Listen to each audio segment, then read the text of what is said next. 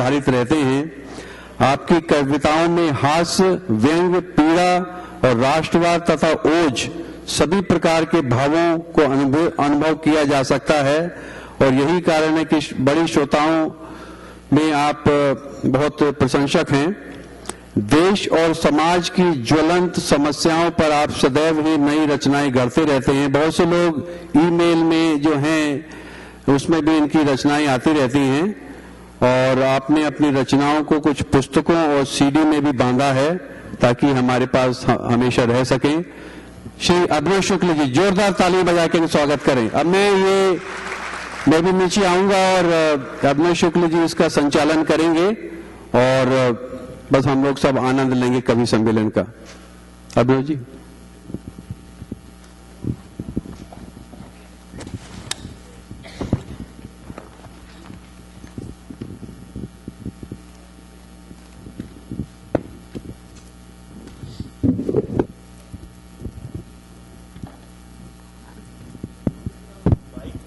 है ऊपर बढ़ जाएगा। मित्तल जी माइक के ऊपर जा रहा है। दूसरा देखिए।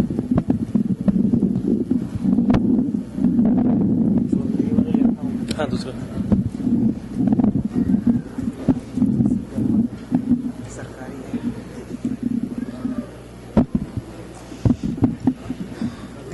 आपके पे।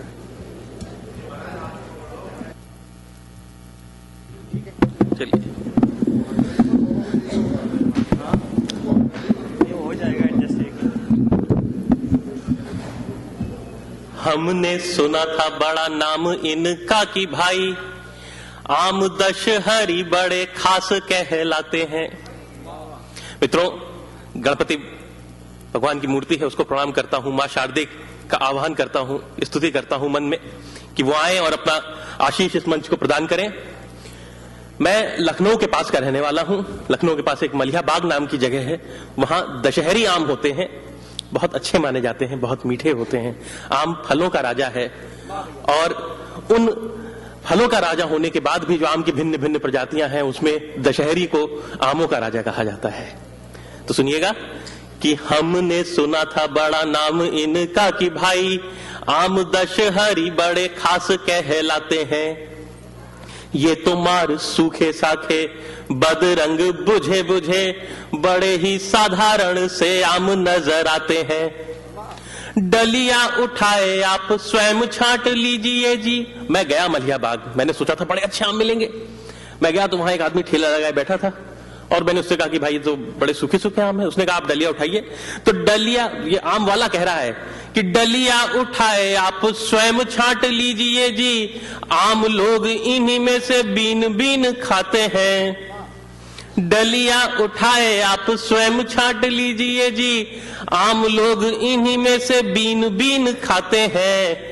और गोरे बाबुओं का मैंगो शेक बनने के लिए सारे अच्छे आम अमेरिका चले जाते हैं। गोरे बाबुओं का मैंगो शेक बनने के लिए सारे अच्छे आम अमेरिका चले जाते हैं।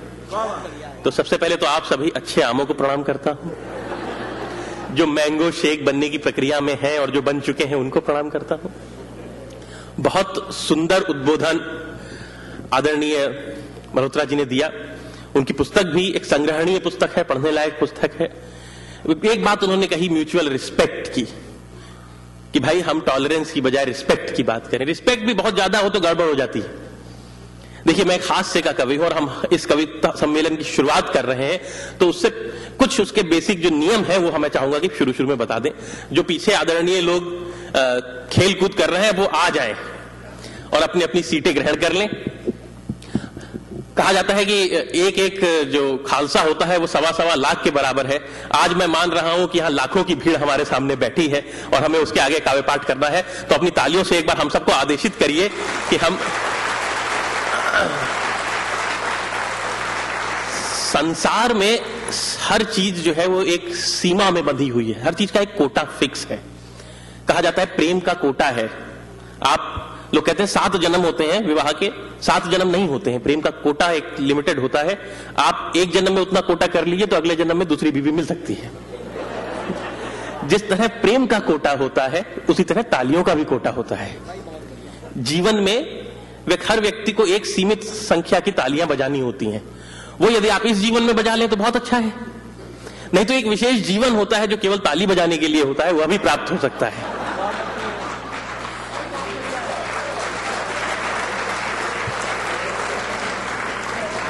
तो आप तो समझदार लोग हैं, तो कोई भी कुछ भी समझा देता है, आप समझ जाते हैं।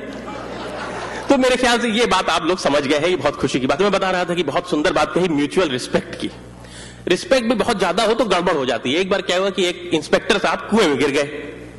अभी वो कुएं में गिर गए तो अब ये हुआ कि इनको निकाला जाए, तो एक हवलदार ने रस्सी डाली। अब हवलदार ने रस्सी डाली तो फिर ऊपर खींची, ऊपर खींची, ऊपर खींची। जैसे ही वो ऊपर आए तो ऐसे इंस्पेक्टर साहब दिखे तो हवलदार ने फट से सलूट मारा और फिर रस्सी छूट गई, वो फिर जाके नीचे कुएं में गिर गए। तब बड़ी समस्या कि इनको निकाला कैसे जाए।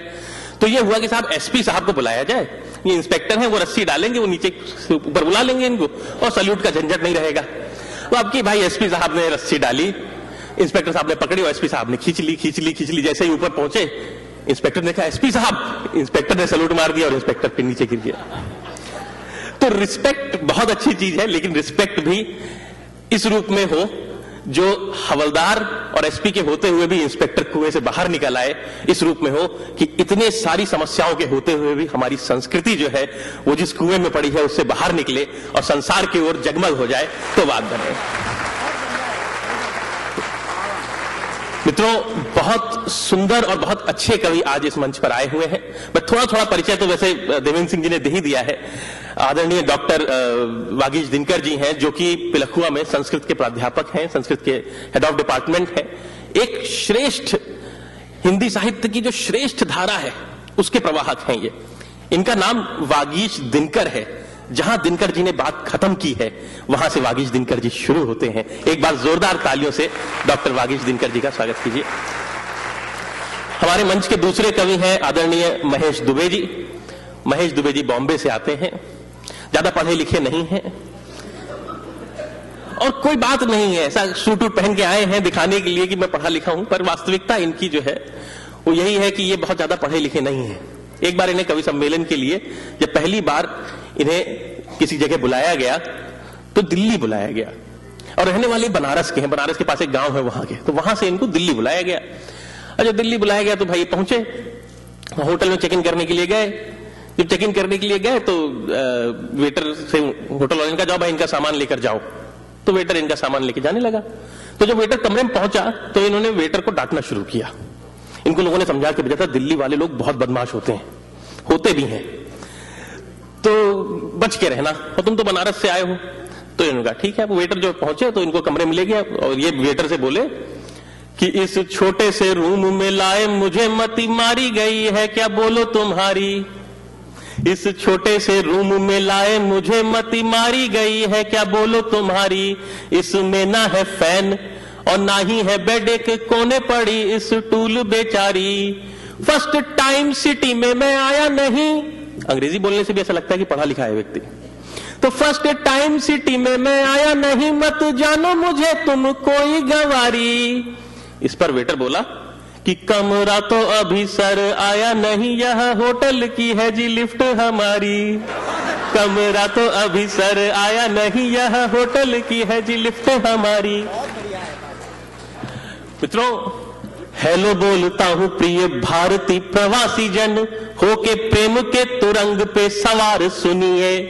मैं आवाज देना चाहूंगा महेश दुबे जी को, उससे पहले कवि सम्मेलन का विधिवत प्रारंभ हो उसका छंद सुना रहा हूं कि हेलो बोलता हूं प्रिय भारतीय प्रवासी जन, होके प्रेम के तुरंग, तुरंग का अर्थ होता है घोड़ा, होके प्रेम के तुरंग पे सवार सुनिए। डॉक्टर वागीश जी है, डॉक्टर वागीश जी है कवि कुल दिनकर, रस से विभोर होके बार बार सुनिए। डॉक्टर वागीश जी है कवि कुल दिनकर, रस से विभोर होके बार बार सुनिए। दुबे जी महेश जो कि लगते हैं गोल, अपने हाथ से नाक वाक भी दबा रहे हैं। दुबे जी महेश जो कि लगते हैं गोल, हास्य कविता के ढोल पे करें प्रहार सुनिए। और अभिनव शुक्ल हूं मैं, आपके ही गांव से हूं, तालियां बजा के मुझे सरकार सुनिए। अभिनव शुक्ल हूं मैं, आपके ही गांव से हूं, तालियां बजा के मुझे सरकार सुनिए। मित्रों, हास्य और आनंद की बात जो है वो ऐसी होती है कि जितनी हो उतनी कम। तो क्यों ना इस बढ़िया कार्यक्रम का, इस श्रेष्ठ कार्यक्रम का प्रारंभ जो है, इस सुंदर कवि सम्मेलन का प्रारंभ हम हास्य के स्वरों से करें और आदरणीय महेश दुबे जी को आवाज दें कि वो आए और मंच पर अपनी हास्य कविताओं की धूम मचाएं। और हाँ, और लाइट जो है, please turn on the lights, क्योंकि आप लोगों की शक्लें जो है देखना कवियों की बहुत जरूरी है, कहां आप हूट कर रहे हैं और कहां नहीं कर रहे हैं। क्या कहा?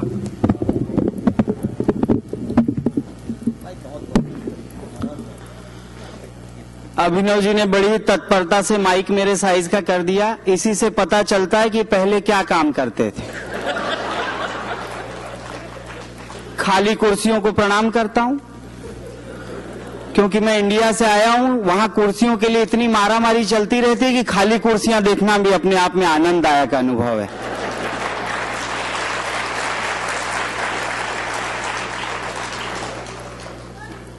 संख्या आप सभी की हॉल में कम है, लगभग उतनी ही है जितनी इंडिया में ईमानदारी बची हुई है।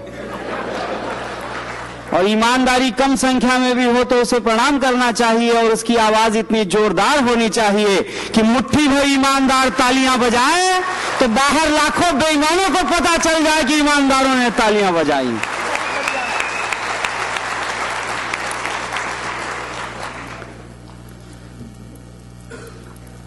यहां वहां दौड़ रहे बच्चों को भी प्रणाम कर लेता हूं, और इनके असली माता पिता को भी विशेष प्रणाम करता हूं, जिन्होंने बड़े परिश्रम से ये उत्पादन करके राष्ट्र की सेवा में समर्पित कर रखा। ये इस कार्यक्रम को विशेष ऊंचाई दे रहे हैं। सब अमेरिकन बच्चे हैं, यहाँ पे बड़े चालाक हैं। इनको ये बोल के लाया कि हमारा तो कवि सम्मेलन है, तुम्हारा स्पोर्ट्स इवेंट है, दौड़ते रहना। ये सब दौड़ रहे हैं, बहुत अच्छी बात है। अभी बहुत बढ़िया, देखिए दौड़ रहा है, प्रथम इनाम इसे ही मिलेगा। प्रोड्यूसर डायरेक्टर भी साथ ही है लगता।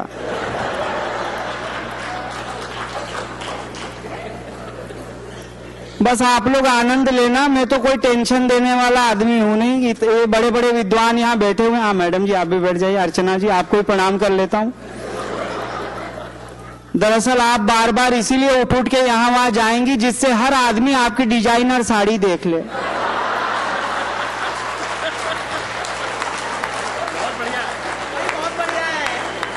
एक बार अगर मैडम की डिजाइनर साड़ी के लिए जोरदार ताली बजा दो तो इनका भी कष्ट कम हो जाए, आपका भी कष्ट कम हो जाए।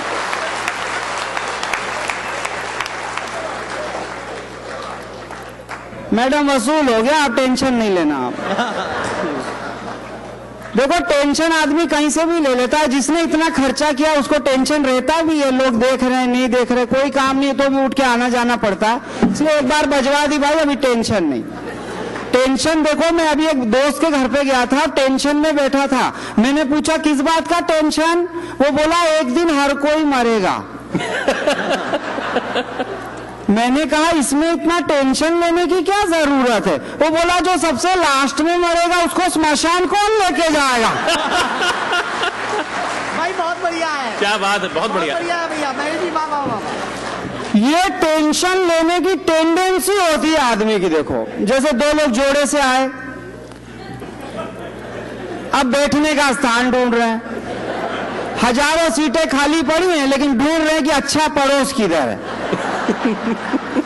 अरे भाई जो जगह बची, जब पुरुषों के बगल में बैठे हैं तो इतनी चॉइस क्या करनी है? जहां खाली है वहां बैठ जाओ। टेंशन किसी बात का लो मत। आजकल के जमाने में तो प्रॉब्लम कहीं से भी आ जाती है। प्रॉब्लम को प्रॉब्लम मत समझो, कॉन्फिडेंस के साथ खड़े हो जाओ, प्रॉब्लम खुद भाग जाती है। इतनी तरह की प्रॉब्लम होती है। आजकल आदमी खाली जहर पीने से, दूध पीने से, जहर पीने से मरता है ऐसी बात नहीं है, दूध पीने से भी मर जाता है। मेरे चाचा जी मर गए, भैंस का ताजा दूध पी रहे थे, भैंस बैठ गई। बढ़िया, क्या बात। हाँ, मेरी बातें समझने के लिए आदमी की मिनिमम क्वालिफिकेशन पोस्ट ग्रेजुएट होना बहुत जरूरी है। मेरी बातों पे आदमी 3 बार हंसता है। पहली बार बात समझ में नहीं आई, बाजू वाला हंस रहा है उसको देख के हंसने लगता। दूसरी बार जब बात समझ में आती है तब हंसता है, और तीसरी बार अकेले में ये सोच के हंसता है कि पहली बार तो साला मैं फोकट में ही हंसा था। भाई बहुत बढ़िया भाई। तो समझ में आया चाहे नहीं, हंसते रहो, मैं हंसने के लिए बोल रहा हूं। और मुसीबत के बारे में सोचो मत। देखो, आइए, इन दोनों को भी अधिकार में ही रखना। हाँ, मैं एक प्रोग्राम में गया था, ऐसे बच्चे यहाँ घूम रहे थे, एक ने पत्थर उठा लिया, मैं कविता सुना रहा था, लगे मेरे सिर का निशाना लेने। मैंने कहा बेटे पसंद नहीं आ रहा है तो बंद कर दो। वो बोला नहीं अंकल तुम सुनाओ, तुम तो हमारे मेहमान हो, मैं तो उसको ढूंढ रहा हूं जो तुमको बुला के लाया है। बढ़िया है भैया, बढ़िया। हमको तो देवेंद्र सिंह जी ने यहाँ बुलाया। बात अच्छी लगे तो हमको अप्रिशिएट करना, नहीं तो आपके फैमिली मेंबर है साहब, हम कुछ नहीं जानते। तो टेंशन किसी बात का लो मत। प्रॉब्लम कितने तरह की होती है देखो, मैं बता रहा हूं। तरह तरह की प्रॉब्लम, भिन्न भिन्न वस्त्रों में भिन्न भिन्न मुद्रा बना। चाहिए तो अगल बगल में चेक कर लो किसके पैर कैसे हैं। लेकिन सच बता रहा हूं, इतनी तरह की समस्याएं होती है ना। मैं भी प्लेन में आ रहा था तो वो सीट के पास जो बैठा था, खिड़की के पास, वो बार बार मुझसे एक्सक्यूज मी जाता था, फिर आता था एक्सक्यूज मी, फिर अरे यहां से अमेरिका आने में कम से कम 50 बार गया। मैंने कहा तेरे को चैन नहीं है क्या? बोला है ना, खुल नहीं रही है।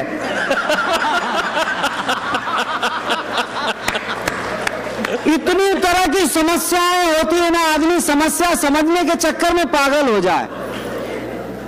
इतनी तरह की समस्याएं होती हैं। इसीलिए कहता हूं समस्याओं के चक्कर में मत रहो, जो समस्याएं वो रहेंगी, आप बस डिफरेंट हो जाओ। जैसा सर अभी समझा के गए, मैं तो खुद अलग डिफरेंट हो गया, अंदर जाके चेक किया कि मैं वही हूं कि डिफरेंट हो गया। सच बता रहा हूं, लेकिन बहुत बढ़िया बातें यहां पर बताई उन्होंने। लेकिन ऐसे ही है, टेंशन किसी बात का लो मत। एक आदमी डॉक्टर के पास गया, मैं बोला मैं सुबह 6 बजे सूसू करता हूं, 7 बजे पोटी कर देता हूं, बहुत बड़ी प्रॉब्लम है। डॉक्टर बोला इसमें प्रॉब्लम क्या है? वो बोला मैं 8 बजे उठता हूं।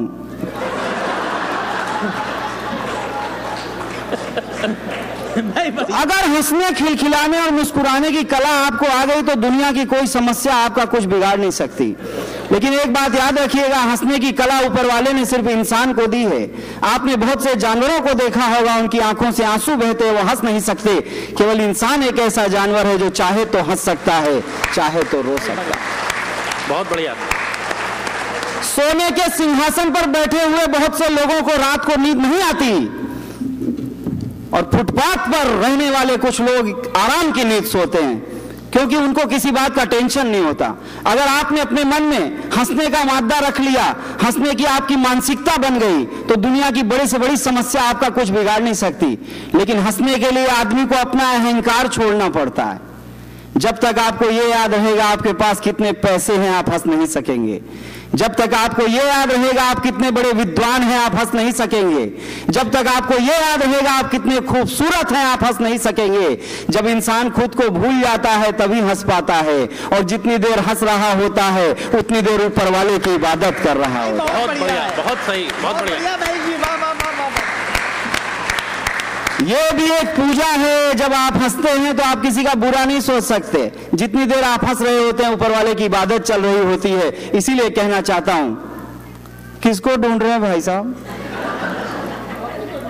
तो मैं तो इधर एकदम क्लियर खड़ा हूं, तो आप तो बाईं और दाईं ओर जा रहे हैं। ये शिव कोई बात नहीं। अच्छा, ये शिव जी हैं। हाँ। तब इनसे पंगा लेनी नहीं चाहिए। हाँ, इसीलिए तो कह रहा हूं। लेकिन कोई बात नहीं। देखो भाई, मैं जो बात कर रहा हूं ना, हंसने वाले और हंसाने वाले कभी स्वर्ग में नहीं जाते। वो जहां चले जाते हैं वो जगह स्वर्ग बन जाती है। क्या बात है भाई, वाह।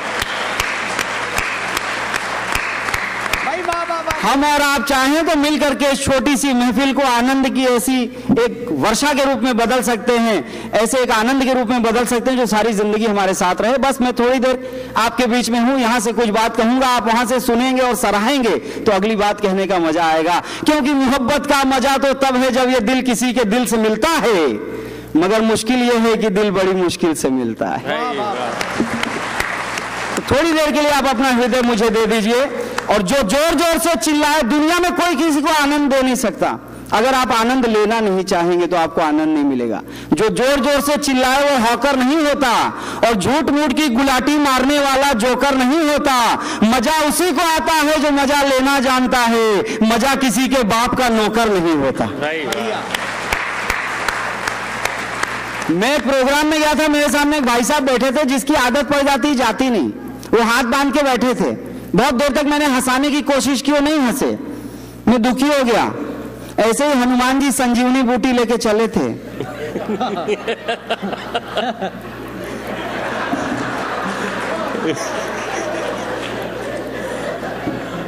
और ऐसे ही शेषनाग ने पृथ्वी अपने कंधे पर उठा रखी है।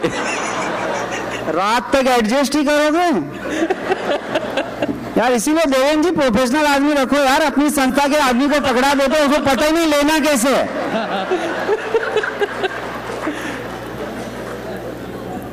बिना मतलब पोज दे दिया है ही नहीं, तब क्या इतना यहाँ एक्शन ले रहे थे यार। चलो कोई बात नहीं। इस जहां में प्यार महके जिंदगी बाकी रहे, ये दुआ मांगो दिलों में रोशनी बाकी रहे। और आदमी पूरा हुआ तो देवता हो जाएगा, ये जरूरी है कि उसमें कुछ कमी बाकी है। बहुत बढ़िया भाई, वाह। जो आदमी कमियों के साथ जीना सीख जाता है वही जीवन में जी पाता है। नहीं तो जिंदगी की आकांक्षाओं का, आशाओं का कोई अंत नहीं है। जिसने अपनी इच्छाओं को सीमित कर लिया वही दुनिया का राजा है। इसलिए मैं कहना चाहता हूं, मैंने एक भाई साहब से कहा थोड़ा हंसो। बोले मैं क्यों हंसू, मैं तो पैसे वाला हूं। मैंने हंसने के लिए 2 आदमी हायर किए। थोड़ी देर का डीजे चालू हुआ, लोग नाचने लगे, वो खड़े नहीं हुए। मैंने कहा भाई साहब आप हंसे नहीं, कोई बात नहीं, डांस तो करो। बोले मैं क्यों नाचूं, मैं तो पैसे वाला हूं। मैंने नाचने के लिए भी 2 नौकर खड़े रखे हैं। 6 महीने बाद उनकी शादी हुई।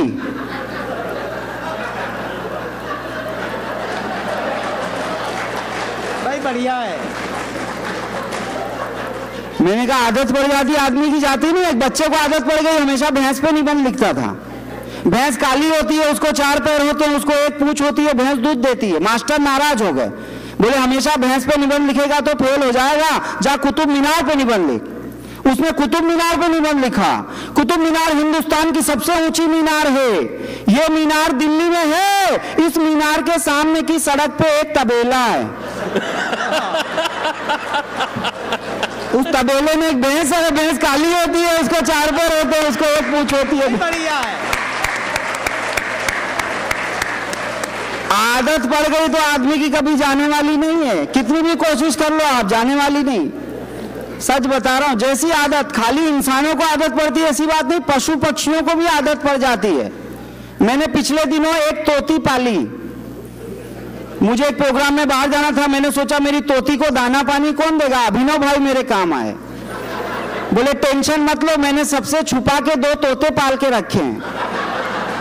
अपनी तोती ले आओ, मेरे तोतों के साथ रख दो, दाना पानी फ्री। मैंने कहा अभिनव भाई आपके तोते भी आप जैसे हुए तो मेरी एक तोती, आपके 2 तोते, वो भी पिंजरे के अंदर, मैं रिस्क नहीं लूंगा। ये बोले आके देखो मेरे तोते कितने धार्मिक हैं। मैंने जाके देखा, वाकई दोनों तोते बड़े धार्मिक थे। एक पिंजरे में बैठ के गीता पढ़ रहा था, दूसरा रामायण पढ़ रहा था। मैं समझ गया मेरी तोती सुरक्षित रहेगी। लेकिन जैसे पिंजरे का दरवाजा खोल के तोती को अंदर डाला और गेट लॉक किया, आदत से मजबूर एक तोता उछल के खड़ा हो गया और दूसरे को कूनी मार के बोला उठ जा साले, दुआ कबूल हो गई। बहुत बढ़िया, बढ़िया है।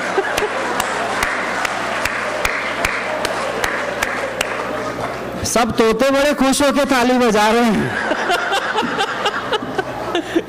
लेकिन मैं तो हिंदुस्तान से जहां से आया हूं वहां की कुछ बात आपको सुनाता हूं। एक कविता दे रहा हूं, सुनिएगा। स्वागत है भाई, बहुत स्वागत है। आइए सर, आपके इंतजार में कविता रोक रखी थी।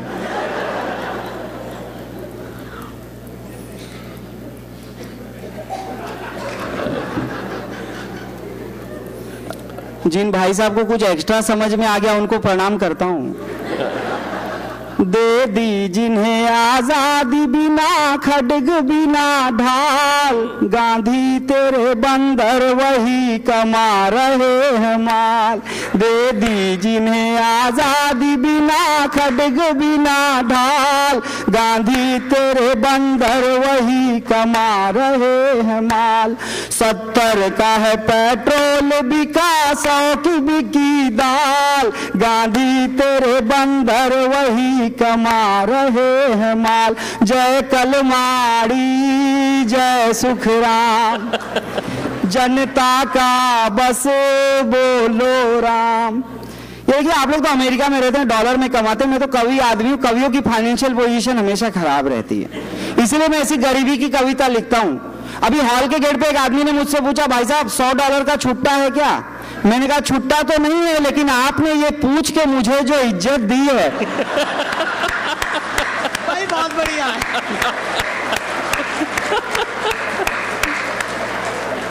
हम इसीलिए ऐसी कविताएं लिखते हैं, हमारी जिंदगी में जो गुजरता है वही लिखते हैं, आप उसको एकदम असली समझो। मैं एक डॉक्टर के पास गया, मैंने कहा डॉक्टर साहब पेट साफ नहीं हो रहा।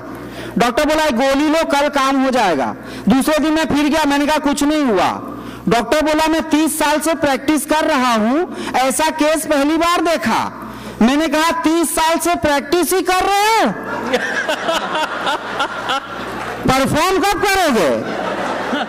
डॉक्टर बोला दिमाग खराब मत करो, दूसरी गोली ले कल काम हो जाएगा। दूसरे दिन मैं फिर गया, मैंने कहा कुछ नहीं हुआ। डॉक्टर बोला यार इस गोली से तो हाथी का भी पेट साफ हो जाता, तू करता क्या है? मैंने कहा मैं कवि हूं कवि। डॉक्टर बोला हे भगवान पहले क्यों नहीं बताया, ये 5 रुपया ले पहले जाके कुछ खा। भाई बढ़िया भाई, बहुत बढ़िया भाई, वाह।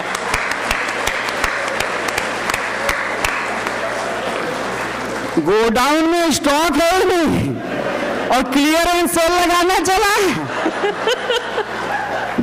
इसीलिए ऐसी कविताएं लिखता हूं। इससे आप लोग जुड़ो थोड़ा, आपको हिंदुस्तान के दुख दर्द का पता चलेगा। दे दी जिन्हें आजादी बिना खड्ग बिना ढाल, गांधी तेरे बंदर वही कमा रहे हैं माल। 70 का है पेट्रोल बिका 100 की बिकी दाल, गांधी तेरे बंदर वही कमा रहे हैं माल। जय कलमाड़ी जय सुखराम, जनता का बस बोलो राम। भाई वाह। जब वोट का बिगुल बजा जवान चल पड़े, मजदूर चल पड़े थे और किसान चल पड़े, खेतों में अपना छोड़ कर वो धान चल पड़े, हम भी तो अपना फूंक कर मकान चल पड़े। पर वोट दे दिया तो किया उसने बुरा हाल, गांधी तेरे बंदर वही कमा रहे हैं माल। दे दी जिन्हें आजादी बिना खड्ग बिना ढाल, गांधी राणा ने कभी खाई थी जो घास की रोटी, वो भी तेरी आजादी में उपलब्ध न होती। चोरों ने मचा रखी है वो लूट खसोटी, डर लगता है ले भागेंगे एक रोज लंगोटी। अच्छा है इनके सिर पे आके बैठे लोकपाल, गांधी तो ये बंदर वही कमा रहे हैं माल। बहुत बढ़िया, दे दी जिन्हें। बहुत बढ़िया, बहुत धन्यवाद। कॉन्फिडेंस देखिए, हिंदुस्तान में कॉन्फिडेंस की जरूरत है, जो नेताओं के पास है पब्लिक के पास नहीं है, बेचारों के पास। अन्ना हजारे के पास देखो कॉन्फिडेंस है, गवर्नमेंट को उठा के पटक दिया, गवर्नमेंट को पटक दिया। बाबा रामदेव और कॉन्फिडेंस में मारे जा रहे हैं। कॉन्फिडेंस रखो जिंदगी में, और कॉन्फिडेंस मत रखना, और कॉन्फिडेंस में गड़बड़ हो जाती है। एक आदमी ने दिवाली के दिन सुबह सुबह दारू की बाटली खोल ली, घरवाली चिल्लाने लगी, बोले दिवाली के दिन सुबह सुबह पवित्र दिन शराब पी रहे हो, कल ही तुमने वादा किया था बिना कारण के शराब नहीं पीऊंगा, क्या हुआ? वो बोली कारण, वो बोले कारण है इसीलिए पी रहा हूं। घरवाली बोली क्या कारण है? बोले आज दिवाली है ना, रात को रॉकेट उड़ाने के लिए खाली बाटली चाहिए। बढ़िया है। ऐसा कॉन्फिडेंस हो तो भले भी हो यार, कोई टेंशन की बात नहीं है। लेकिन ओवर कॉन्फिडेंस मत रखना। ओवर कॉन्फिडेंस का एक किस्सा सुनाता हूं। एक इंजीनियरिंग कॉलेज के कुछ प्रोफेसर्स को एक हवाई जहाज में बिठाया, उसके बाद अनाउंसमेंट किया, इस हवाई जहाज का निर्माण इसी कॉलेज के स्टूडेंट्स ने किया। सब प्रोफेसर उतर गए। आईटी के प्रोफेसर थे, बोला इसी कॉलेज के स्टूडेंट सब उतर गए, बोले हम रिस्क नहीं लेंगे। प्रिंसिपल साहब बैठे थे, किसी ने पूछा आपको डर नहीं लगता? बोले नहीं, मुझे अपने स्टूडेंट्स की काबिलियत पे पूरा भरोसा है, ये स्टार्ट ही नहीं होगा। भाई बहुत बढ़िया, बहुत बढ़िया है भाई, वाह। ऐसा और कॉन्फिडेंस मत रखना, बाई चांस स्टार्ट हो गया तो गए काम से। बस कॉन्फिडेंस रखो। और एक नई कविता सुनाता हूं, सुनो, वो भी देश पर ही है। स्वागत है भाई। जूती जूती बटती दाल, सुनो देश का क्या है हाल। जनता हो गई है कंगाल, नेता सारे माला माल। कोई मोटा फूले गाल, कोई पिचका सिकुड़ी खाल। पग पग पर है खड़े सवाल, सुनो देश का क्या है हाल। जनता हो गई है कंगाल, नेता सारे माला माल। देश की खातिर कोई न सोचे, स्वार्थ देश से बड़े हुए। अब के नेता कुर्सी पर हैं, अजगर जैसे पड़े हुए। कुछ कहने पर मचे बवाल, सुनो देश का क्या है हाल। जनता हो गई है कंगाल, नेता सारे माला माल। देश में ऐसे ऐसे नेता हैं, आपको क्या बताऊं। अभी हमारे एक नेता हैं करुणानिधि, जो काला चश्मा पहने रहते हैं, एक आंख खराब है या दोनों पता नहीं। उनसे कहा गया राम मंदिर मुद्दे पर, उन्होंने कहा कि राम को हम नहीं मानते। तो उनसे कहा गया हमारे आदि देव हैं, हम मानते हैं। बोले उसका राशन कार्ड बताओ तो हम मानेंगे कि राम थे। उस समय ये बात बहुत, मैं सामना अखबार में कॉलम लिखता हूं पिछले 7 सालों से, आप ई कॉपी भी ढूंढ सकते हैं, हिंदी सामना पेपर, हर थर्सडे को 30 नंबर पेज पूरा मैं लिखता हूं, वो आप यहाँ भी उपलब्ध है। उसमें लोग मुझसे सवाल पूछते हैं, मैं तरह तरह के जवाब देता हूं। ये मुझसे इस बात का सवाल पूछा गया, मैंने कहा देखो भैया, जैसे जो मैंने बात बताई ना कि आदत कभी नहीं छूटती, तो आपको एक त्रेता युग में ले चलता हूं। त्रेता युग में भगवान श्री राम एक बार पत्थर की शिला पर बैठे थे सीता माता के साथ, जब वनवास गए थे। तो इंद्र के पुत्र जयंत ने सीता माता के रूप से मोहित होकर आके मां के पैरों में चोंच मार दी, खून बहने लगा। भगवान राम ने वहां पड़ा हुआ एक तिनका उठाया और मंत्र से बांध करके, उसको मंत्रित करके उसके पीछे छोड़ दिया। जयंत तीनों लोकों में भागता फिरा, उसे कोई नहीं बचा सका। फिर नारद की प्रेरणा से वह भगवान श्री राम के ही चरणों में आकर गिरा और क्षमा मांगने लगा। करुणा सिंधु भगवान श्री राम ने उसे क्षमा कर दिया, लेकिन भगवान द्वारा फेंका गया वो तिनका अमोघ शस्त्र था, वो खाली नहीं जा सकता था। उसने जयंत की एक आंख फोड़ दी, जयंत काना हो गया। वही काना जयंत कलयुग में फिर जन्म लेकर करुणानिधि बना।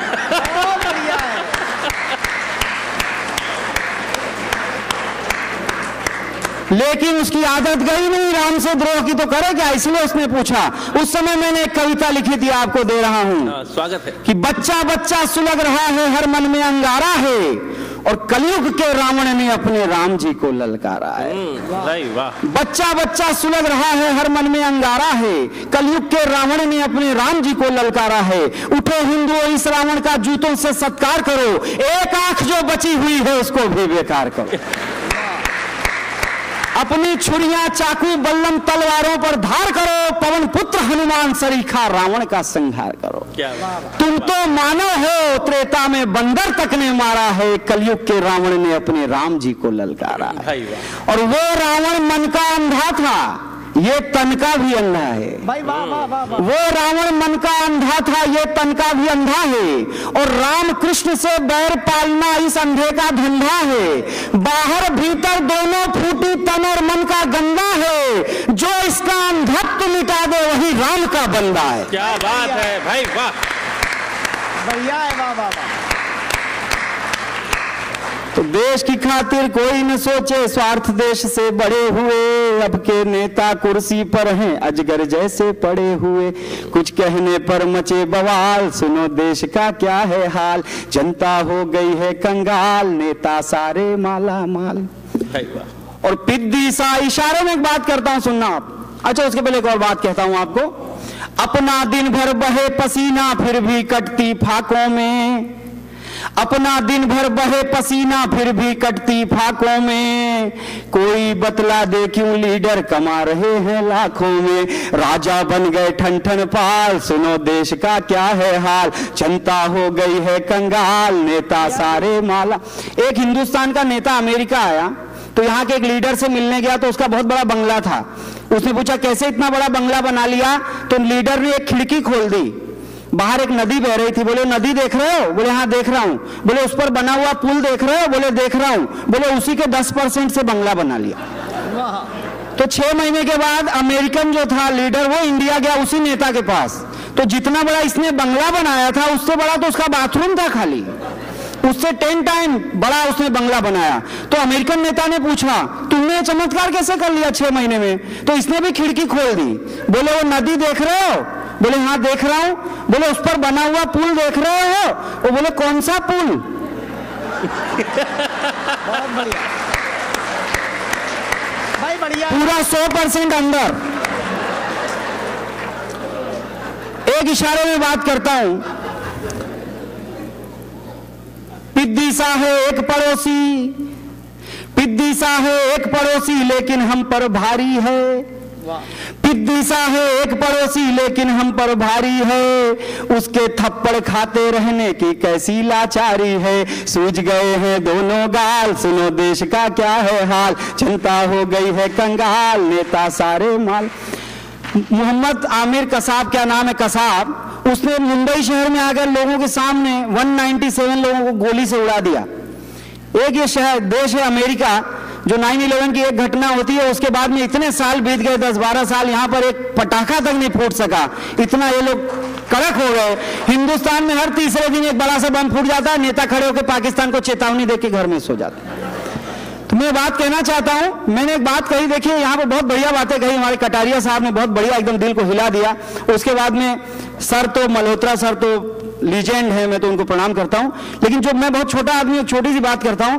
मैंने इनसे कहा, इन्होंने मुझसे कहा कि मुझसे एक सवाल पूछा गया कि हिंदुस्तान के सारे मुसलमान गद्दार क्यों हैं? तो मैंने एक बात कही, यहां पे कोई मुसलमान नहीं है, लेकिन एक बात कहता हूं, मैंने कहा हिंदुस्तान के सारे मुसलमान गद्दार नहीं है। हिंदुस्तान में राष्ट्रभक्त मुसलमानों की परंपरा रही है। अमर शहीद राम प्रसाद बिस्मिल को जब फांसी की सजा दी गई, उन्हीं के साथ अशफाक उल्लाह खान को भी फांसी दी गई। राम प्रसाद बिस्मिल मुस्कुराने लगे, अशफाक उल्लाह खान की आंख से एक बूंद आंसू टपक पड़ा। बिस्मिल को आश्चर्य हुआ, उन्होंने कहा मैं सोचता हूं काश ऊपर वाला मुझे 1000 बार जन्म दे और मैं हर जन्म इस देश की धरती पे कुर्बान हो जाऊं, और तू मौत की सजा मिलने पर रो रहा है। अशफाक उल्लाह खान ने कहा मैं भी इसीलिए रो रहा हूं क्योंकि आप हिंदू हैं, आपके यहां पुनर्जन्म की मान्यता है, मैं मुसलमान हूं, हमारे यहां पुनर्जन्म नहीं होता। मैं सोचता हूं काश ऊपर वाले ने मुझे भी किसी हिंदू के घर में जन्म दिया होता तो मैं भी 1000 बार जन्म लेकर इस देश की धरती पर कुर्बान। बढ़िया भैया। राष्ट्रभक्त मुसलमानों की परंपरा में मुझे याद आते हैं रहीम, जिन्होंने नीति विषयक ऐसे दोहे लिखे जो भारतीय साहित्य की अमूल्य निधि बन गए। मुझे याद आते हैं रसखान, जिन्होंने कृष्ण भक्ति की ऐसी धारा बहा दी कि सारा हिंदुस्तान उनके पद पढ़ता है। ऐसे मुसलमान आज भी हैं, लेकिन वो चंद गद्दार जो हिंदुस्तान का अन्न खाकर, वहां का जल पीकर, वहां की पीठ में छुरा घोंपते हैं, उनके लिए मैं कविता लिखता हूं। सर ने जैसा बताया, यहां पर अलग अलग कम्युनिटी के लिए अलग अलग कानून है। हम और आप दूसरी शादी कर लें तो बिगेमी के कानून में अंदर हो जाएं, उन्हें 7 शादियां करने की छूट, 4 शादियां कितनी पता नहीं। तब मैं एक बात कहता हूं, वो भी पता नहीं कितना लीगल करते हैं, इलीगल और करते हो। तो मैंने कहा वंदे मातरम का विवाद खड़ा किया गया, मैंने वंदे मातरम पे एक कविता सुनाई कि बहुत हुआ आप सबकी खातिर एक कानून बनाना होगा, अगर देश में रहना है तो वंदे मातरम गाना होगा। क्या बात, बढ़िया भैया, बढ़िया। बहुत हुआ आप सबकी खातिर एक कानून बनाना होगा, अगर देश में रहना है तो वंदे मातरम गाना होगा। पेड़ की एक एक डाली गाए, गेहूं की हर बाली गाए, साला गाए, साली गाए, हर एक की घरवाली गाए, चाचा गाए, चाची गाए, उत्तर दक्षिण प्राची गाए, पशुवी गाए, पक्षी गाए, अपने और विपक्षी गाए, बूढ़े गाए, बच्चे गाए, सच्चे गाए, लुच्चे गाए, साजन गाए, सजनी गाए, संध्या गाए, रजनी गाए, धरती का हर कण कण गाए, मातृभूमि को शीश नवाए। जो ना गाए उनसे हमको करनी है तकरार नहीं, लेकिन सुन ले उन्हें देश में रहने का अधिकार नहीं। क्या बात है, बहुत बढ़िया, बहुत बढ़िया भैया, बाबा। एक बार बस बाहर जाने का रास्ता दिखलाना होगा, अगर देश में रहना है तो वंदे मातरम गाना होगा। कायरता है रग रग में और गद्दारी है खून में, कुछ उन्मादी सदा घूमते रहते पगे जुनून में, पाकिस्तान का गाते हैं और खाते देहरादून में, कट्टरता का जहर घुला है जिनके रोटी नून में। ऐसे देशद्रोहियों को हम कर सकते स्वीकार नहीं, फिर कहता हूं उन्हें देश में रहने का अधिकार नहीं। मजहब से भी देश बड़ा है आज यही समझाना होगा, अगर देश में रहना है तो वंदे मातरम गाना होगा।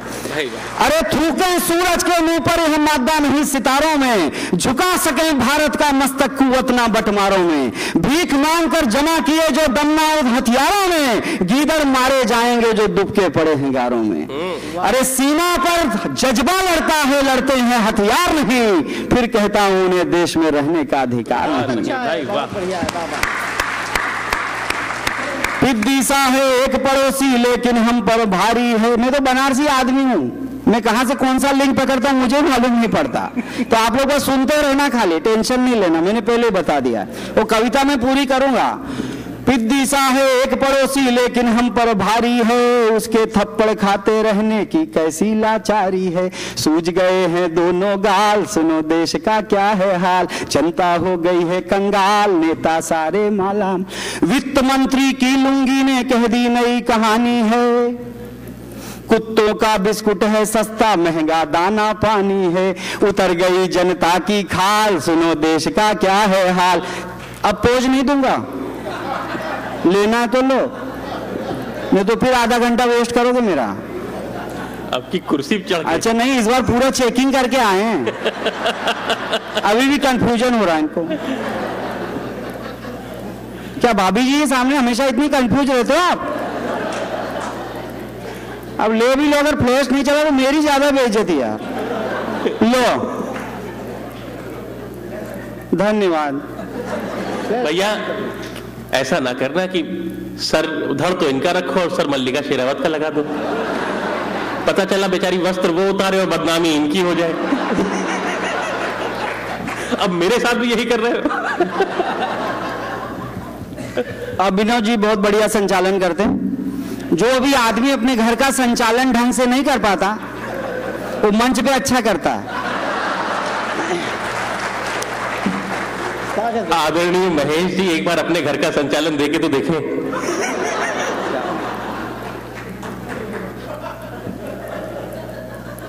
जैसे ही आपके घर के संचालन से मुक्त होऊंगा तब इस बारे में विचार करूंगा।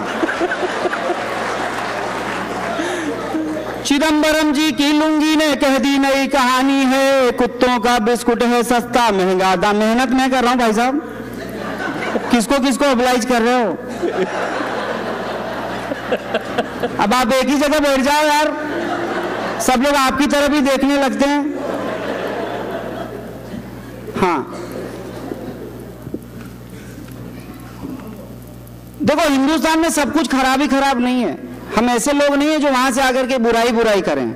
इस कविता की अंतिम पंक्तियों में जो हिंदुस्तान में बहुत बढ़िया बात हुई वो आपको बता रहा हूं, मजा लेना आप लोग और पहचानने की कोशिश करना।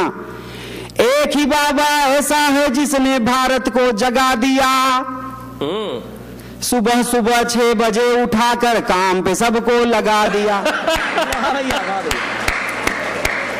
अनुलोम विलोम प्राणायाम भ्रामरी, आप में से भी बहुत सारे लोग देख रहा हूं मैं प्राणायाम भ्रामरी करने वाले दिख रहे हैं, ज्यादातर सीनियर सिटीजन दिख रहे हैं। मैंने देवेंद्र जी से आते ही पूछा, मैं पहली बार अमेरिका आया हूं, मुझे कितनी देर पढ़ना, क्या पढ़ना, मुझे यहाँ का कुछ कल्चर मालूम नहीं है, आप प्लीज बता दो। ये बोले कोई टेंशन मत लो, ज्यादातर सीनियर सिटीजन है, तुमको जो बोलना है वो बोलो, वो लोग कुछ नहीं करेंगे। इन लोग को तो उठ के खड़ा होने में 15 मिनट लग जाता।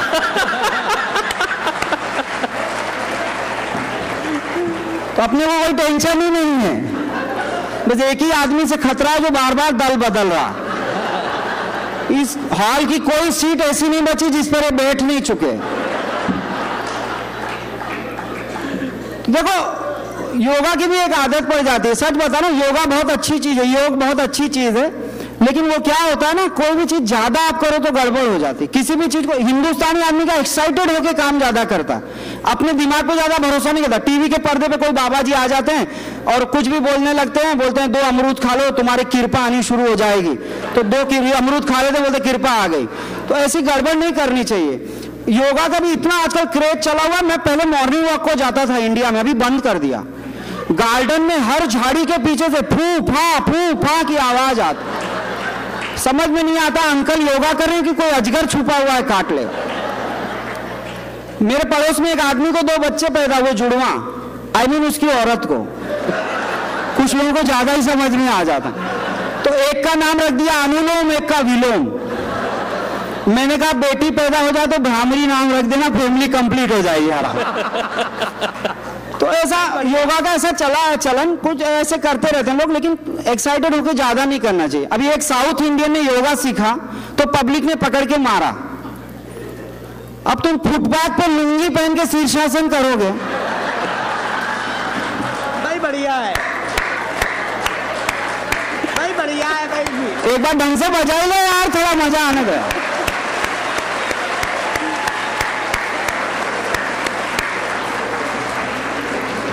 हम लोगों को हर कवि सम्मेलन में 2 तरह का पेमेंट मिलता है। जो एक देवेंद्र सिंह जी जैसे लोग दे देते हैं लिफाफे में बंद करके, वो घर तक ही हमारे पास रहता। घर पे एक होम मिनिस्ट्री है, जाते ही छीन लेती है, वो वहां के बाद हमारे काम का नहीं। लेकिन एक दूसरा पेमेंट हमें मिलता है आप लोगों की तालियों का, जो सारी जिंदगी हमें याद आता है कि कभी हिंदुस्तान से हजारों मील दूर हमने अमेरिका में बसने वाले कुछ हिंदी भाषियों के बीच में कोई हिंदी की बात कही थी और लोगों ने ऐसा अप्रिशिएट किया था। तो वो बात हमें हमेशा याद रहती है, इस बात को याद रखिएगा। तो मैं जो बात कर रहा हूं ना वो गलत नहीं है। देखो हिंदुस्तानी आदमी एक्साइटमेंट में बहुत सारे काम करता है, इसीलिए कह रहा हूं। साउथ इंडियन में बात बिल्कुल सही है। और कहीं भी मैं आजकल देखता हूं रेस्टोरेंट में जाके खाने का ऑर्डर देते हैं, जब तक खाना नहीं आता फू फू चालू कर देते हैं वहीं पे। तो ऐसा नहीं करना चाहिए। योगा से फायदा होता है, नुकसान होता है इसलिए नहीं, फायदा होता है लेकिन लिमिट से करो। मैंने भी किया, मुझे फायदा हुआ। मैंने शीर्षासन किया, एक ही दिन में फायदा हो गया। मेरी बाम की बाटली घूम गई थी, वो पलंग के नीचे दिख गई, फायदा हो गया योगा बंद। बढ़िया बढ़िया भैया, वाह। तो मैं तो हास्य व्यंग का कवि हूं। देखो, तो मैंने किसी की प्रशंसा भी अगर मैं करता हूं तो एक पॉइंट पकड़ के करता हूं। बाबा रामदेव की मैंने प्रशंसा की, लेकिन किस अंदाज से की, आप थोड़ा मजा लेना, बस आप लोग मजा लेना। और देखो, मैं किसके ऊपर भी कुछ कहता हूं ना, मैं किसी को पर्सनली जानता नहीं। गलत फहमियों को दिल से जरा साफ कर देना। मुजरिम तो नहीं हूं, मेरा इंसाफ कर देना। जो कुछ भी कह रहा हूं वो सिर्फ हंसाने को, कुछ दिल को लगा हो तो मुझे माफ कर देना। वाह वाह। मेरे पास कोई ढोलक नहीं, कोई तबला नहीं, कोई हारमोनियम नहीं, ना मेरी शक्ल देखने लायक है, ना मेरी आवाज सुनने लायक है। हजारों मील दूर से मैं केवल शब्दों के दम पर आप लोगों के बीच में आया हूं और आप लोगों के हृदय का प्रेम देख करके गदगद हो गया हूं। मैं बाबा रामदेव की मैंने कैसी क्या कहा आप सुनिए। अच्छी बात भी मैं करता हूं तो एक पॉइंट के साथ, और मजा ले लेना। एक ही बाबा ऐसा है जिसने भारत को जगा दिया और सुबह सुबह 6 बजे उठाकर काम पे सबको लगा दिया। 1.5 आंख से किया कमाल, सुनो देश का क्या है हाल। जनता हो गई है कंगाल, नेता सारे माला माल। एक बात के लिए मैं आप लोगों को बहुत बधाई देना चाहता हूं। जो आपकी संस्था है देवेंद्र सिंह जी की, और सारे लोग एक बराबर इसमें इतना मेहनत से काम करते हैं, वॉलंटरी सर्विस करते हैं। अर्चना जी यहाँ बैठी हुई हैं, 4 दिनों से इन लोगों ने, कसम से बता रहा हूं, हमारे जो है वागिद साहब, इनका पेट है ना इतना ही था, 4 दिन में ये हालत कर दी। वो खड़े होंगे तो आप देखना सब कमाल अर्चना जी का। उनके लिए एक बार जोरदार ताली बजा दो। इनको पता नहीं खिलाने का कौन सा भूत सवार है। सुबह आंख खुलती है ना, सिरहाने पे 2-3 प्लेटें लेके खड़ी रहती हैं। हम मुंह बोल के ना बोलने जाते तो मुंह में रसगुल्ला डाल के उंगली से मार देते, पेट में चला जाता। तो ऐसे अच्छे अच्छे लोग हैं जो इतना प्रेम देते हैं। बाकी बहुत सारे लोगों के घरों पर हम रुक रहे हैं 4-5 दिन से, ऐसा लगता नहीं कि हम अपने घर से दूर हैं। इतनी गरम गरम रोटियां तो आज तक घरवाली ने नहीं खिलाई जितनी आप लोग खिला रहे हैं। भाई मैं तो प्रणाम करना चाहता हूं आप लोगों को, और इस संस्था को मैं इसीलिए भी प्रणाम करना चाहता हूं कि जहां पर बहुत सारे दिए जल रहे हों वहां पर जाकर आप एक मोमबत्ती जला दें, एक दिया जला दें, उसकी कोई वैल्यू नहीं होती। जहां पर बहुत अंधेरा है, जहां पर कोई प्रकाश की किरण नहीं है, जहां हिंदी के बारे में कोई वातावरण नहीं है, वहां पर अगर हिंदी का कोई दिया जलाता है तो उसके लिए यूएस से हिंदी बहुत बधाई की पात्र है। समुद्र की, नदी की लहर के साथ तो नाव कोई भी खेल लेता है। अरे यार, नाव खेलने वाले की बहादुरी तब है जो धारा के विपरीत उस नाव को चला ले। वो काम देवेंद्र सिंह जी और इनकी टीम कर रहे हैं, उसके लिए मैं इन्हें बधाई देना चाहता हूं। और राजनीति इस देश में कोशिश करती है, राजनीति हमारे देश में हर जगह राजनीति यही कोशिश करती है कि इंसान से इंसान को मिलने मत दो, किसी को, सबको अलग अलग खेमों में बांट दो। किसी को ये कह दो तुम गुजराती हो, किसी को कह दो तुम मारवाड़ी हो, किसी को कह दो तुम पंजाबी हो, किसी को ये मत समझने दो कि तुम हिंदुस्तानी हो। क्योंकि जिस दिन लोगों को पता चल गया कि हम बाकी सब बाद में है, पहले हिंदुस्तानी हैं, उस दिन इनका राज करना मुश्किल हो जाएगा। लेकिन यूएस से हिंदी जैसी संस्था ये काम कर रही है, जहां किसी जाति धर्म का कोई भेद नहीं है, सारे लोग आकर के केवल एक हिंदी और हिंदुस्तान के नाम पर अगर इकट्ठा हो जाते हैं, वहां राजनीति कितनी भी कोशिश कर ले, वहां हिंदुस्तानियों की एकता और अखंडता को कोई खतरा नहीं हो सकता। मैं तो यही चाहता हूं। मैं आप लोगों को एक अंतिम कविता सुनाता हूं। मुझे माइक दे देना बहुत आसान है, वापस छीनने के लिए पुलिस बुलानी पड़ती है। हम तो वो आदमी को रात भर पढ़ते रहते हैं, एक एक आदमी जब तक बेहोश नहीं हो जाता उसके बाद भी माइक छोड़ते नहीं। लेकिन यहाँ पर एक शीर्षस्थ पुरुष हमारे बीच में बैठे हुए हैं, वो भी पुरुष ही हैं, दोनों पुरुष बैठे हुए हैं, तो ये दोनों बहुत बढ़िया सुनाएंगे। लेकिन मैं आपको एक बात बताता हूं, मैं हमेशा करंट चीजों पर कविताएं लिखना मेरा काम है। पिछले 7 सालों से लोग सवाल पूछते हैं, मैं उनके कविताओं में जवाब देता हूं। तो आज मैं जब यहां आया, आज सुबह मेरी नींद खुल गई, मेरा अभी जेट लैग अभी तक खत्म नहीं हुआ है। रोज रात को 2 बजे आंख खुल जाती है, तो आज मेहरबानी से 4 बजे खुली, तो मेरे दिमाग में कुछ विचार आए, उसे मैंने लिखा और वो मैं आपके सामने लाया हूं। हाथ जोड़ करके कहना चाहता हूं, मैं हास्य व्यंग का कवि हूं, लेकिन मैंने एक ऐसी कविता लिखी है जिसको लिखते वक्त मेरे एक आंसू टपक पड़ा था। वो कविता मैं आपको सुना रहा हूं, उस कविता को सुनिएगा, अपने हृदय में उसे ग्रहण कीजिएगा। अगर आंख की कोर थोड़ी सी नम हो जाए तो उसे मत रोकिएगा।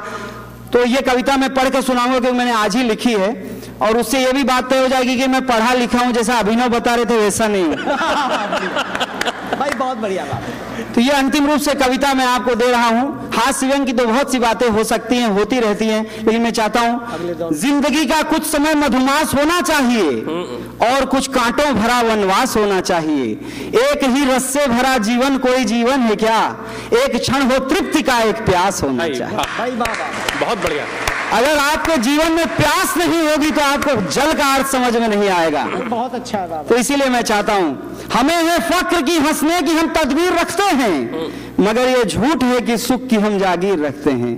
तुम्हारे दिल में है जो दर्द ना केवल तुम्हारा है, हम अपने दिल में भी इस दर्द की तस्वीर रखते हैं। भाई वाह, बहुत अच्छा। मैं केवल 4 दिन यहाँ रहा हूं आप लोगों के बीच में, और आप लोगों के हृदय में छुपे हुए एक छोटे से दर्द को मैंने पकड़ा है, उसी दर्द को मैंने कागज पर उतारने की कोशिश की है। वो दर्द मैं आपको दे रहा हूं। और मैं आपसे स्वागत हाथ जोड़कर एक बात कहना चाहता हूं, इस कविता के बीच में कहीं आपको ऐसा लगेगा कि ताली बजानी चाहिए, प्लीज मत बजाइएगा। इस कविता की पीड़ा के साथ बहने की कोशिश कीजिएगा। जब ये कविता खत्म हो जाए तो बजानी हो तो बजा लेना, मेरे प्रवाह को मत रोकना। मैं कागज देखकर पढ़ना मेरी आदत नहीं है, मैं हो सकता है थोड़ा अटक भी जाऊं, मैं तो ऐसे ही बोलता रहता हूं। मैं आप लोगों के बल पर ये कोशिश कर रहा हूं, प्लीज अपना मन मुझे दीजिए। एक बार जोरदार तालियों से आदेश दीजिए कि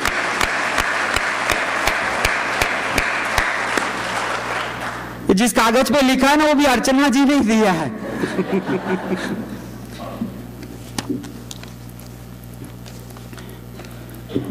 मैं आया हूं हिमालय से लिए कुछ प्यार की बातें, मैं आया हूं हिमालय से लिए कुछ प्यार की बातें, जो रहता है तुम्हारे दिल में उस संसार की बातें। क्या बात। सुनो बातों को मेरी, गौर से कुछ कह के जाऊंगा, चला जाऊंगा लेकिन याद तुमको बरसों आऊंगा। मेरी झोली में है प्यारों तुम्हारा खेलता बचपन, तुम्हारे सामने लाया हूं मैं यादों का ये दर्पण। बहुत छोटा किसी कोने में एक मासूम सा घर था, मैं आया हूं हिमालय से लिए कुछ प्यार की बातें, जो रहता है तुम्हारे दिल में उस संसार की बातें। सुनो बातों को मेरी गौर से, कुछ कह के जाऊंगा, चला जाऊंगा लेकिन याद तुमको बरसों आऊंगा। मेरी झोली में है प्यारों तुम्हारा खेलता बचपन, तुम्हारे सामने लाया हूं मैं यादों का वो दर्पण। बहुत छोटा किसी कोने में एक मासूम सा घर था, जहां पर मां की झिड़कन थी, जहां पापा का भी डर था, जहां भैया से रूठे थे, जहां बहना से झगड़ा था, जहां होली दिवाली में हुआ हुड़दंग तगड़ा था। मगर एक दिन हुआ ऐसा, नहीं अनुमान था जैसा, नियत ने जाल फैलाया, नजर में बस गया पैसा। मगर एक दिन हुआ ऐसा, नहीं अनुमान था जैसा, नियति ने जाल फैलाया, नजर में बस गया पैसा।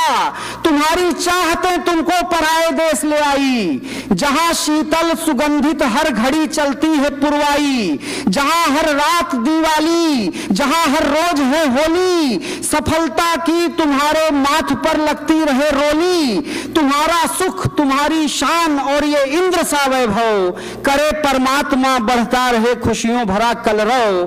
तुम्हारे भाग्य में थे चांद तारे, तुमने वो पाए, मगर ऐसा न हो कि देश की मिट्टी बिसर जाए। क्या बात, भाई वाह, भाई वाह। तुम्हारा सुख तुम्हारी शान और ये इंद्र सा वैभव, करे परमात्मा बढ़ता रहे, करे परमात्मा बढ़ता रहे खुशियों भरा कलरव। तुम्हारे भाग्य में थे चांद तारे, तुमने वो पाए, मगर ऐसा न हो कि देश की मिट्टी बिसर जाए।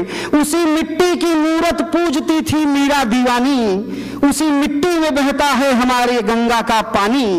उसी मिट्टी की मूरत पूजती थी मीरा दीवानी, उसी मिट्टी में बहता है हमारी गंगा का पानी। वही पानी तुम्हारी माँ की आंखों से बरसता है, वही पानी तुम्हारी माँ की आंखों से बरसता है, कि जिसका दिल तुम्हारे प्यार की खातिर तरसता है। वो आंखें कि जिसका दिल तुम्हारे प्यार की खातिर तरसता है, दुआएं बांटती है, दुआएं बांटती है, किंतु आंखों में है सूनापन। वो आंखें ढूंढती फिरती तुम्हारा चुलबुला बचपन। क्या बात। दुआएं बांटती है किंतु आंखों में है सूनापन। वो आंखें ढूंढती फिरती तुम्हारा चुलबुला बचपन। तुम्हारी बहन की राखी तुम्हें कहती है आ जाओ, तुम्हारी बहन की राखी तुम्हें कहती है आ जाओ, कभी सावन में हाथों से वो धागा तो बंधा जाओ। तुम्हारे पापा कहते हैं कोई चिंता नहीं करना, तुम्हारे पापा कहते हैं कोई चिंता नहीं करना, जहां रहते हो तुम बेटे वहां हरदम सुखी रहना। मगर भीतर से कोई दिल को मुट्ठी में दबाए है, हमेशा सोचते हैं कब हमारा लाल आए है। तुम्हारे पापा कहते हैं कोई चिंता नहीं करना, जहां रहते हो तुम बेटे वहां हरदम सुखी रहना। मगर भीतर से कोई दिल को मुट्ठी में दबाए है, हमेशा सोचते हैं कब हमारा लाल आए है। तो अब आगे गांव का ढांढस बढ़ाने कौन आएगा, दिलों में प्रेम का दीपक जलाने कौन आएगा। यहाँ परदेश में तुम खेलते हो सोने चांदी में, वहां माँ बाप की मिट्टी उठाने कौन आएगा।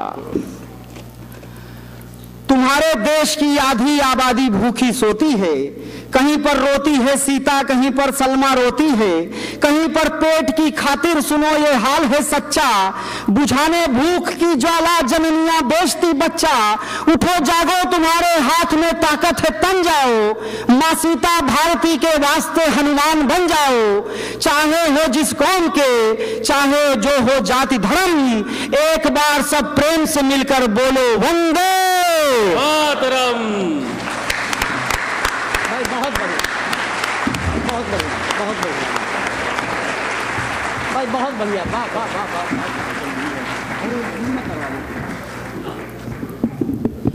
एक मिनट करवा। जो लोग जा रहे हैं मैं चाहता हूं कि शांति से गुजर जाएं।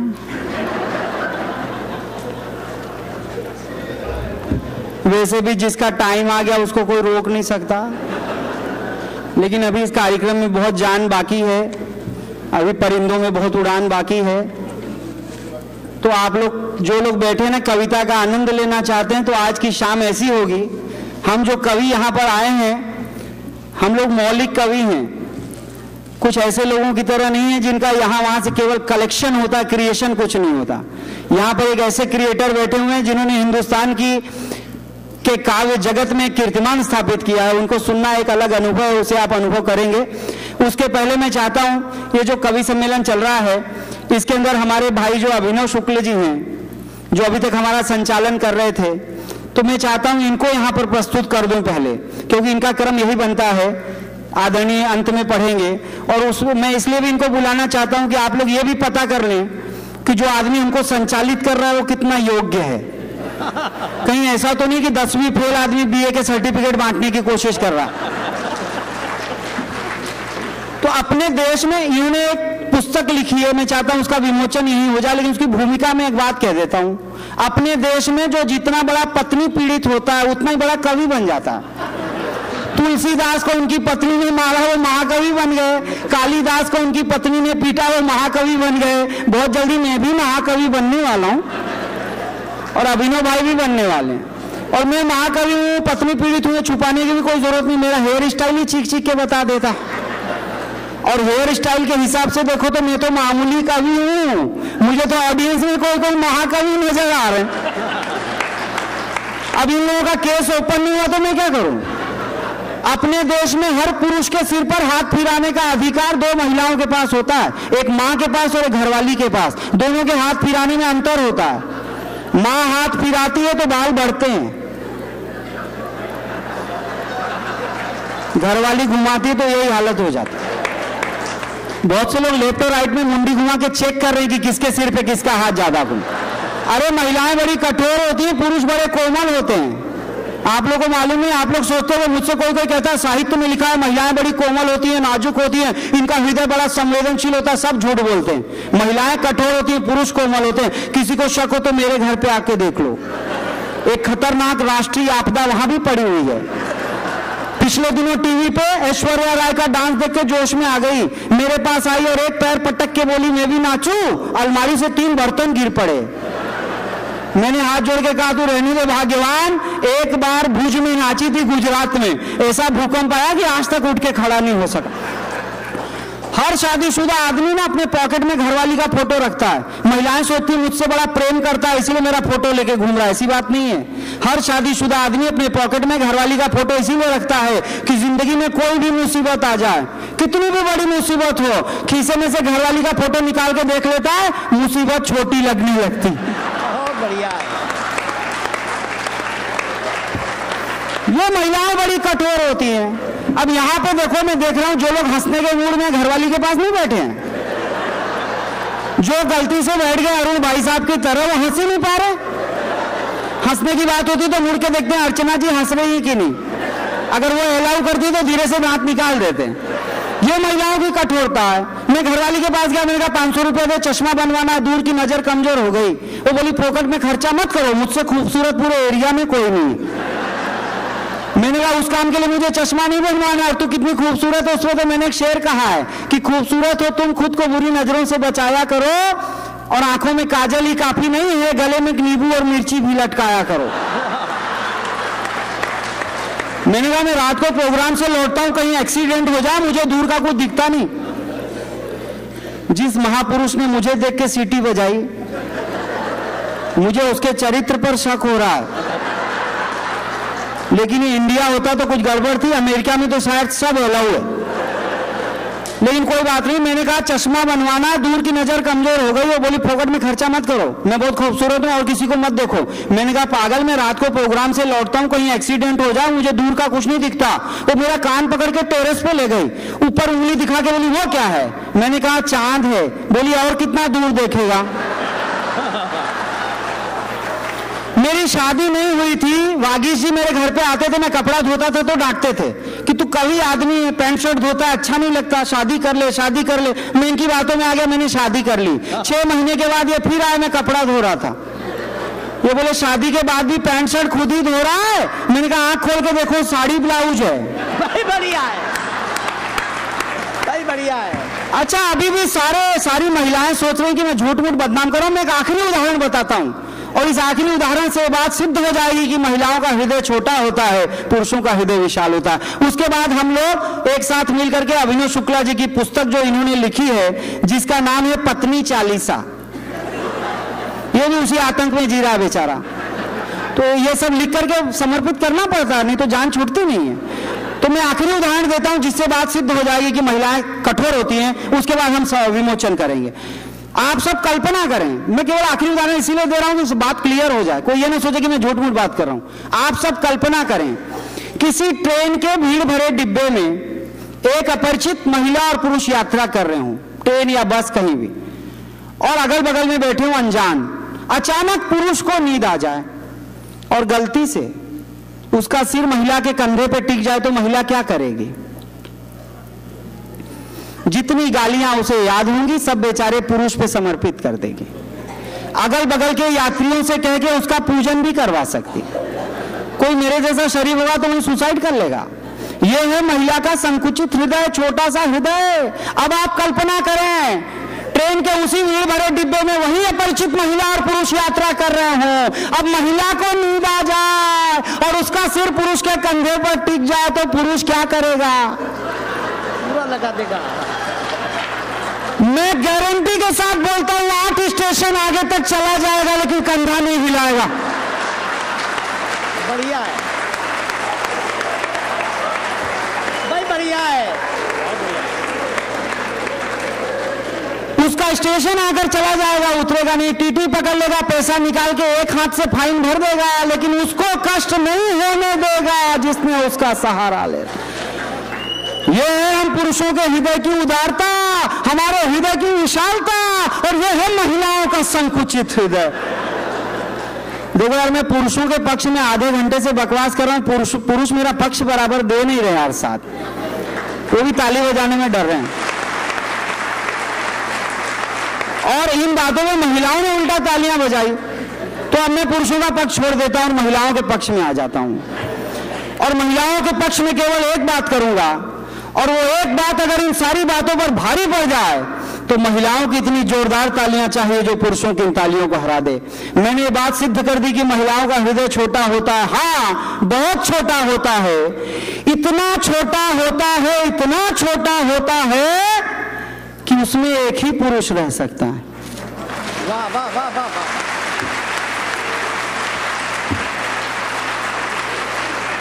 दूसरी ओर पुरुषों का हृदय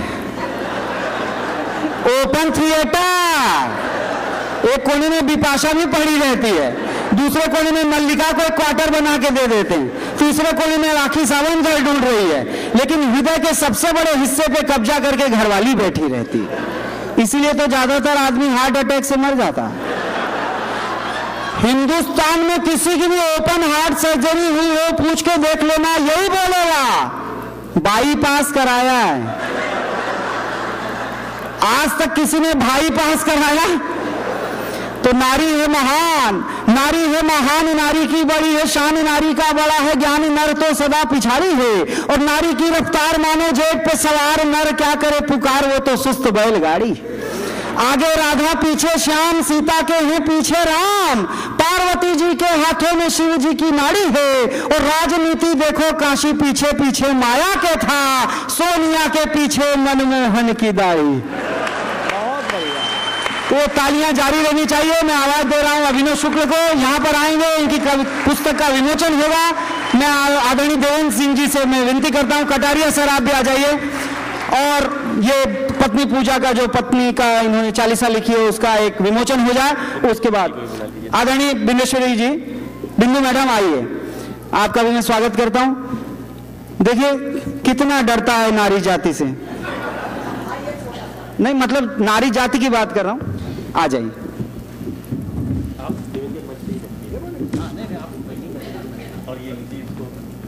सर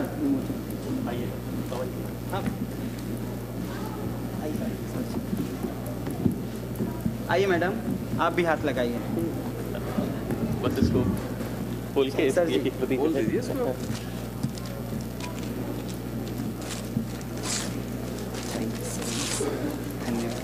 प्रेम है आपको। हे भगवान, जो चालीसा ऐसी बनी हुई है। जोरदार तालियां। अच्छा अच्छा, अरे अरे उल्टी हो गई भाई। ये लिए थैंक यू सर। ये ऐसे ऐसे दिखिए लीजिए ऐसे होता है।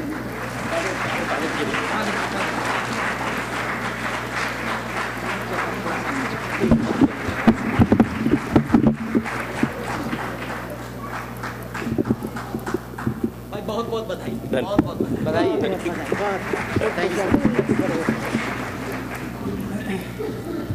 देवेंद्र जी, मैं आदरणीय देवेंद्र जी से कहूंगा कि वे मंच पे ही आसन ग्रहण करें।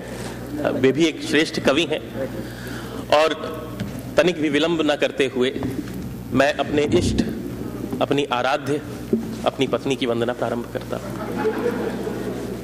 ये मेरी पूजा की कविता है, ये पूजा का ग्रंथ है, ये बाहर उपलब्ध है, आप में से जो लोग चाहें वो ले सकते हैं। आदरणीय डॉक्टर वागीश दिनकर जी की कुछ पुस्तकें, कुछ सीडीज भी बाहर उपलब्ध हैं, वो अनिवार्य रूप से आपको लेकर जानी चाहिए। बहुत श्रेष्ठ किताबें हैं और श्रेष्ठ एल्बम है। और सुनिए, मन में भक्ति भाव रखिएगा। आप समझिएगा, जब कोई किसी के प्रति जब ऐसी आस्था होती है, जब कोई भजन करता है, कोई पूजा करता है, अर्चना करता है, तो जिस तरह का भाव मन में होता है, अपने मन को उसी तरह पवित्र भावों से भरिए और सुनिए। मैं अनुरोध करूंगा कि ये दरवाजे बंद कर दें, क्योंकि कुछ लोग उठ के भाग सकते हैं, ऐसी संभावना शेष न रह जाए।